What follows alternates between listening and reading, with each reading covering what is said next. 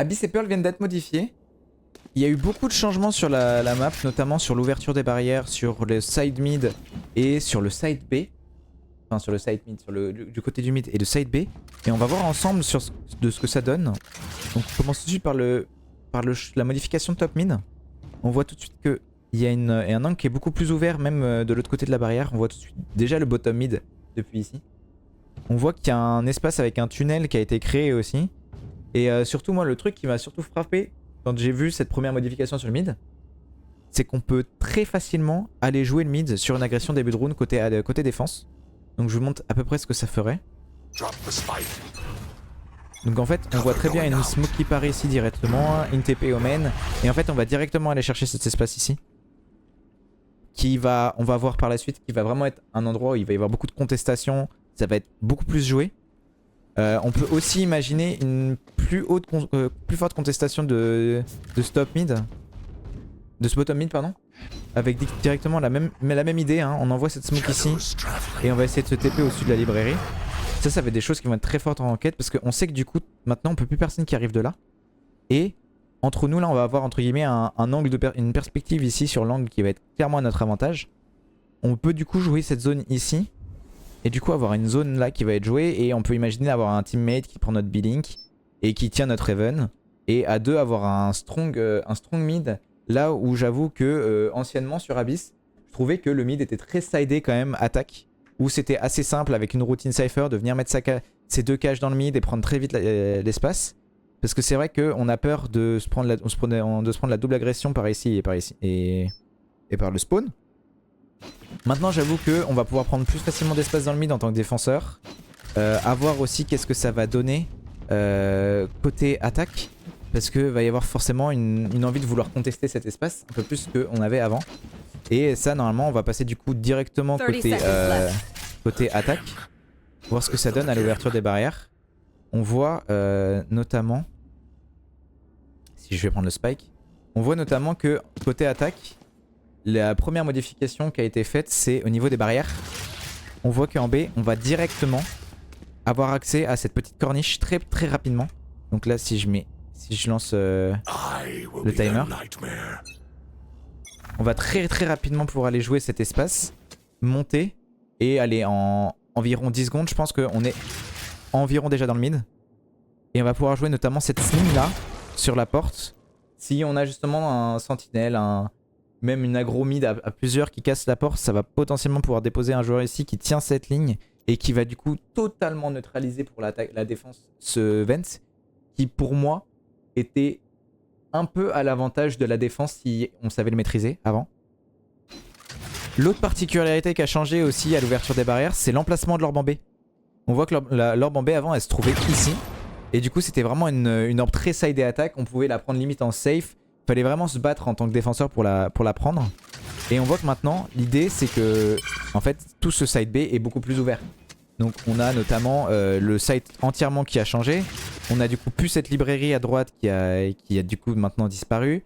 On a ces deux box qui sont apparus pour pouvoir se cacher et avoir un nouvel espace safe entre guillemets sur le site pour pouvoir le défendre. Côté de la corniche on voit qu'on a plus l'espace ici qui s'extend et on peut plus du coup avoir de Omen ou de Yoru ou de Jet même. Tous les agents qui profitent de la verticalité ou d'un TP pour se repositionner ils vont plus pouvoir se mettre ici. On a totalement le side qui a changé lui aussi. On voit qu'il y a une petite alcôve en dessous maintenant de la corniche pour pouvoir aussi potentiellement planter le spike. On peut plus du tout pouvoir planter le spike le long de cette rangée. Ce qui fait que le plant ici et de jouer de ce côté là en post-plante, ça va être de plus en plus compliqué. Mais on voit que dans le nouveau design du site, on va pouvoir planter de différentes manières. Et je pense que j'ai trouvé pour moi le plant qui sera le plus OP et qu'on retrouvera très rapidement dans toutes nos ranked. Pour moi c'est le plant ici. Pour moi le plant ici il va être vraiment le plus fort. Parce que déjà on est sur un endroit qui est couvert par l'alcove. Donc assez safe à jouer. Et surtout on va pouvoir revenir rejouer ici ce post plant. Et jouer un peu loin du site. Et notamment pour abuser de cette one way. Cette one way qui va être astro broken hein. On voit que le défenseur il est directement dans la one way. Et on va surtout pouvoir avoir un joueur qui même si on met une smoke de retake ici côté attaque, en fait on a toujours la vision côté Heaven. Chose qu'on n'avait pas forcément avec un plant qui était ici. Qui était ici le long de la rangée, ici en attaque. Où on avait un plant aussi ici qui existait. Et j'avoue que c'était difficile de défendre de Heaven. Je pense que ce plant sous l'alcove avec la possibilité de one way dessus, ça va rendre le site un peu difficile à retake en post-plant. Surtout avec des agents comme Sova, avec des agents comme Kaio pour la molly. On voit que du coup avec toutes les modifications qu'il y a eu, il y a des agents comme bah forcément le Kaio qui a pris un gros buff. Et de manière générale, le fait que les initiateurs peuvent faire moins de choses, il y aura sûrement une méta double initiateur qui va revenir, notamment en compétitif. Donc je me demande si ça va pas être très compliqué à jouer ce B en post-plant pour la défense. Mais en soi, ça va être extrêmement compliqué aussi pour l'attaque à jouer. Parce que on voit que certes, le site est facile pour le post-plant si on plante ici. Mais il y a beaucoup plus d'espace pour la défense. Déjà, on va pouvoir se cacher ici. C'est des coins qui sont quand même très risqués pour la défense. Mais on va pouvoir se cacher ici, attendre des gens. Même en tant que Cypher, le truc qui était le plus relou, ou en tant que sentinelle, ou juste en tant que défenseur du side B, le plus relou c'est de recevoir une shock dart qui part ici.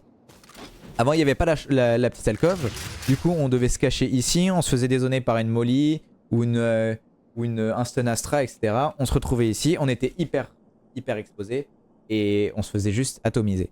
Avec cette petite alcove, en fait, on est déjà caché. Donc en fait, on peut essayer de tanker un stuff, se repositionner ici. En fait, on sera pas vu par la reveal. Et du coup, on sera un peu plus safe. On a du coup vraiment plus d'espace pour pouvoir défendre le site. Et par contre, côté attaque, on va avoir des plantes qui peuvent être safe. Genre celui-là, je le vois très mal être utilisé, par contre. Mais c'est un plant, techniquement, situation d'un V1. Je plante ici. Le gars, je sais que derrière, bon après je peux toujours abuser d'une one way. Mais la one way, faut que si je veux reprendre le site, il faut que je la joue ici. Donc c'est un peu spécial. C'est sûr que ça va être un site qui va être un petit peu plus disputé, où il va y avoir un peu plus de combats. Ça va pas être juste je plante et on joue retake. Ça va vraiment avoir plus de combats, donc c'est intéressant. Moi je suis curieux de voir un peu comment ça va se dérouler dans mes ranked, dans mes pracs, dans les game pro aussi. Bon ça on en aura pas pour tout de suite, mais bon, on aura peut-être un peu plus de vision avec les Game Changers, malheureusement qui subissent un peu le patch. Mais voilà, je trouve que ces modifications sur Abyss, elles sont quand même très agréables pour le jeu. Je pense qu'en ranked, forcément, ça sera toujours bizarre parce que tout le monde ne sera pas habitué à ces changements tout de suite. Et forcément, quand il y a un changement, on est plus habitué à pas être content.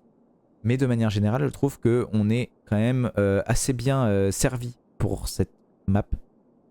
Et franchement, je suis très content des modifications sur Abyss. Laissez-moi votre avis par rapport à ça. Très curieux de l'avoir. Et je vous dis à très bientôt. Donc je suis tous les jours en live à partir de 15h. Donc n'hésitez pas à vous abonner, à me rejoindre sur Switch. À la prochaine.